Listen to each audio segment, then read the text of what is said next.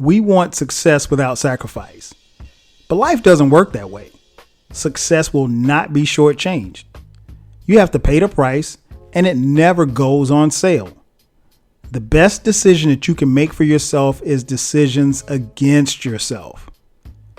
You have to discipline yourself to do the right things day in and day out, week in and week out, year in and year out. And if you do, the payoff is greater than the price you paid. Ladies and gentlemen, thank you for listening, downloading, and subscribing to the latest edition of the 12 Kyle podcast. I'm 12 Kyle. Check this out.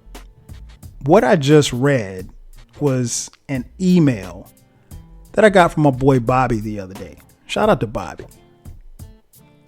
The email was about success, and it got me to thinking about, like, what is success and how is it defined and what do I deem successful for me? Success is very tricky because I think it really depends on who you ask.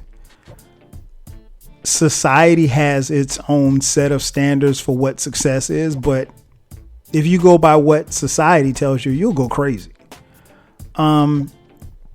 For me, success isn't about how much money you make or whatever status that you have in society. Cause honestly, that shit comes and goes, honestly. But when I got that email from Bobby, it got me to thinking about like whatever levels of success that I've had. How do I view the success that I have? And I think just on a personal note that I want to share with the listeners here, I think I'm successful. In fact, I am successful. I think most of you listening are successful. For me, it's not about the money and the status and all of this stuff like that. Yeah, I got cars, houses, all of that stuff, family is cool. Don't get me wrong. Who wouldn't want to have $1 billion? Personally, I don't have $1 billion, but if I did, it'd be dope. But at the end of the day, when it's time for me to leave the earth, I can't take it with me. You can't put it in the casket. It's going to be left here for whatever, I decide for the people, my children that I leave behind to do with. But yeah, I don't for me, my level of success, I think or at least the way that I view it is different. I can acknowledge that by society standards, I'm successful. By my standards, I'm successful, but I don't let society standards dictate what I deem successful. Here's what I deem successful. Given the fact that I set out to accomplish some goals in my life, most of which I have accomplished, and I'm still constantly setting goals for myself, personal goals, goals as a father, goals as a husband. And I'll be honest, all of them, I don't necessarily hit them when I need to hit them. And, when I fall short, I have to hold myself accountable to say, hey, you got to do better, or you need to do this, or you need to tweak this or tweak that. But I've never defined my success by what society says. The reason being is because society will tell you that, okay, well, hey, you make money, but you need more money so you can be like him. Or you bought this car, but you need a bigger car. You got this house, you need a bigger house. And honestly, I mean, all of that stuff is dope. Don't get me wrong. But I think my ability to earn a check and earn a living and support myself and my family, I think that's success. How much money I make, is relative. How much money you make is relative too, because you could be living paycheck to paycheck. And there are a lot of people that live paycheck to paycheck, and that's understandable. And I'm not trying to cast any aspersions on anybody, because nobody, well, very few, I should say, have it like that, where they just got money on top of money on top of money. But money it's a slippery slope when you attach your value to money, because again, money comes and goes. You can make one or two mistakes and it can all go in a different direction. But yeah, if I look at myself like, okay, I went to college and I graduated from college. If you were to ask me, that is one of my biggest accomplishments. Not because I graduated from some, prestigious Ivy League school, because I didn't. I graduated from South Carolina State University. It's a historically black college in Orangeburg, South Carolina. What up, Germ? And no, it's not Princeton, but to me it was. But nonetheless, if you knew me and knew what it took for me to get there and what I had to do once I got there, then you'd say, hey, that's pretty successful. Very few people know the path that it took me to get there. Maybe one day on this podcast, I'll break it down as to what all, what it all entailed for me to get there and stay there and do what I had to do. Nonetheless, I find it interesting that I worked so hard for this degree, and I have the degree in my house, but if you come in my house, you won't find my degree. Like, it's in a box. And how do I know it's in a box? Is because like I was just looking for something right before I started recording this podcast, and I happened to see it, like, oh, that's my degree. There it is right there. What's up?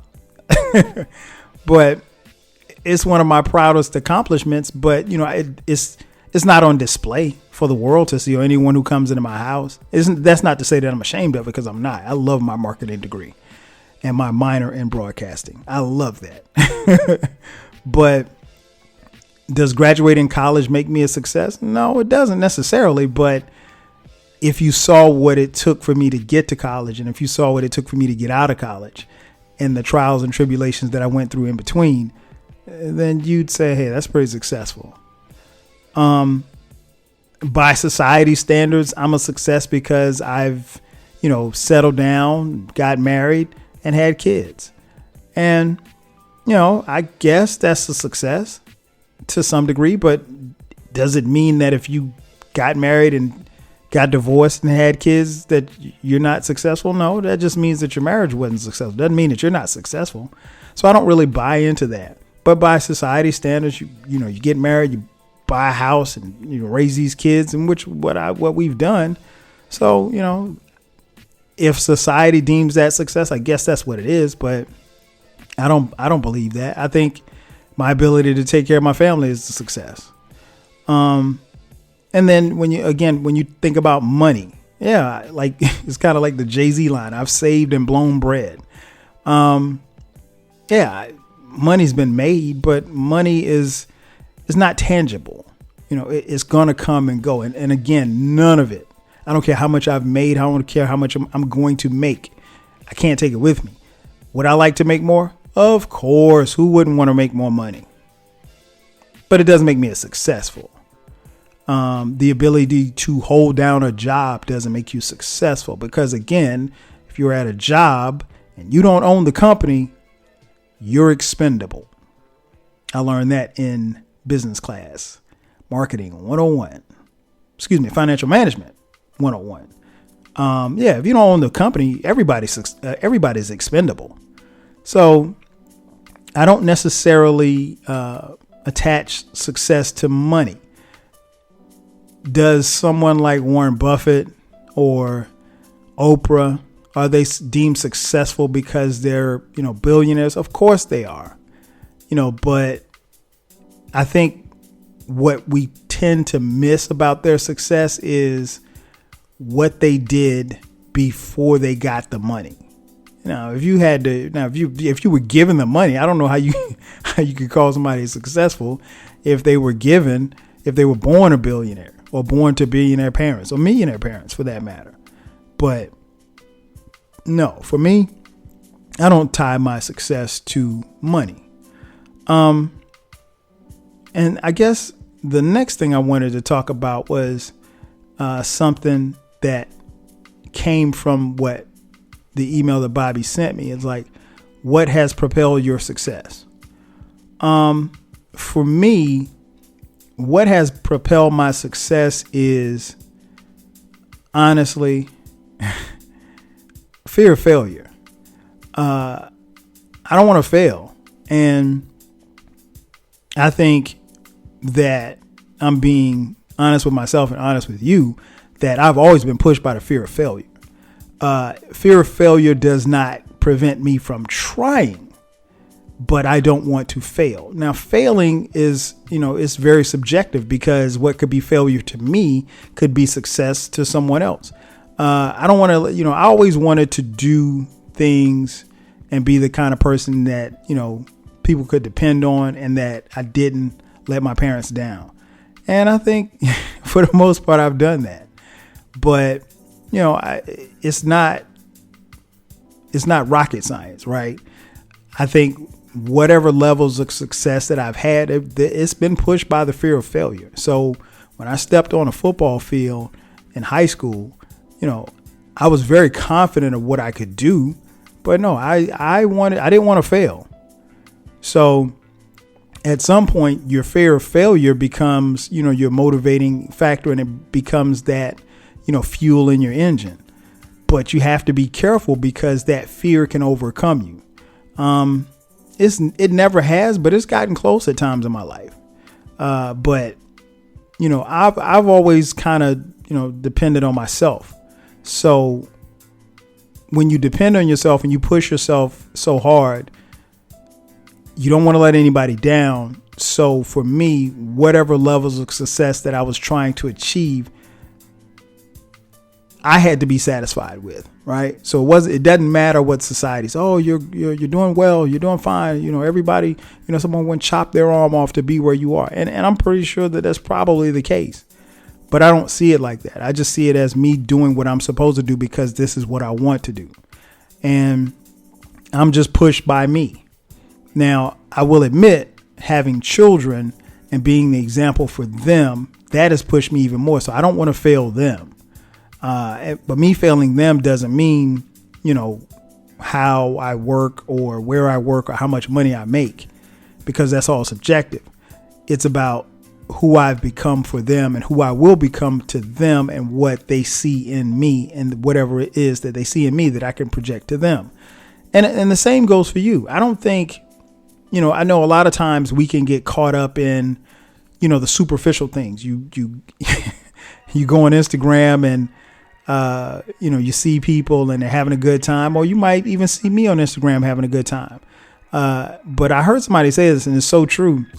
And I can't remember who said it, but Instagram is just the highlights. Facebook and Twitter are just the highlights. Everything that we post on social media is the highlights. Like the day that I got fired, I didn't tweet out, hey, I got fired today. I mean, it wasn't my fault that I got fired. The company closed. But at the same time, I was down about it, but I ain't post that. Why? That was a highlight. Well, actually, it was a low light, but still. But we want people to see what we want them to see. But at the end of the day, the levels of success that you have, it's all determined by you. And please don't let society tell you what success is or isn't. Because if you do, you'll be chasing that for the rest of your life, and you'll always be empty, because nothing will ever be good enough. So that car that you got, oh, you need a bigger car. The house that you got, oh, it's not as good as this house. It's not in this neighborhood. One thing I think I've been all my life is appreciative. I don't really have a lot of bad days. And I think for me, when I am having bad days, they come few and far between, but I'm always reminded that, there are people in far worse situations. It doesn't take much for me, just on a personal note, to log on to Facebook and, I might scroll for 20 seconds and you're coming across a post, with someone who lost a loved one. And so it makes you look around and say, well, hey, I still have all my loved ones here. Let me be appreciative of this. Or the guy that got in a car accident, post about the car accident he got into, but you just got out of your car. You just made it home safely from work. And, I walk in the door and my kids come running to the door to greet me. And there's people that, really wish that they could have that. Some people just don't have that. And so I'm very appreciative of the things that I have.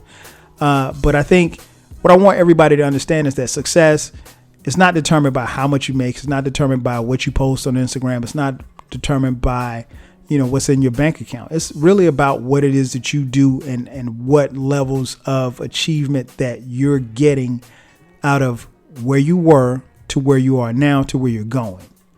And only you define that. Don't let anybody else tell you otherwise. That's going to do it for me. Thanks for checking out the latest edition of the 12 Kyle podcast. I'm your boy 12 Kyle. We'll catch you guys next time. 5,000.